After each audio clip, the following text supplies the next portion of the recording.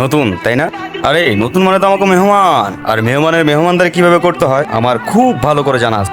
মাত্র এই কয়জন নিয়ে মেহমানদারি? আরে বাহ, কলিজা আছে ভাই, কই তুই? তার নামটা কি শুনি? কলিজাওয়ালা। এই দাঁড়া, তোরে গতকাল বানাইছিলাম না? হ্যাঁ, এর মধ্যে হিসাব নিতে চলে আসছোস। আরে ভাই, হিসাব নিকাশ স্যার আজকে অনেক কিছু দিব আপনার, যা কল্পনাও করতে পারবেন না। ফ্রিতে দেবো আজকে, ফ্রিতে। ছোট ভাই, তোর বাপ কি তোর পেছনে ভান্ডার গুজে দিচ্ছে নাকি? আরে তুই জানোস ওই কি করছে? বাইরে থেকে আয়া রকির গায়ে হাত দিছে। আর তুই এখানে কি করস? যা এখান থেকে যা। আচ্ছা, গেলে কি করবি? তাই না, নেক্সট কোশ্চেন, না গেলে কি করবি? বুঝলাম না, তুই ওর সাইড নিয়ে আমাদের সাথে তর্ক করতেছিস? আরে বাঘ তো বাঘের সাইডে নেবে না, এটা জঙ্গলেরই মঙ্গল। আর জঙ্গল ততক্ষণই ভয়ঙ্কর যতক্ষণ জঙ্গলে থাকে বাঘের পেছন। কিন্তু সেই জঙ্গলের রাজা কিন্তু বাঘ না, অন্য কেউ, এটাও মাথায় রাখিস। আরে পাগলা, ইতিহাস ঘেটে দেখ, কোন রাজাই তার রাজত্ব টিকিয়ে রাখতে পারে, তোর রাজাও পারবে। শোন, বাইরে যদি জানাই ফলটা কিন্তু ভালো হইব না। আচ্ছা, তোর ভাই কি ফলের বিজনেস শুরু করছে নাকি রাজনীতি ছেড়ে?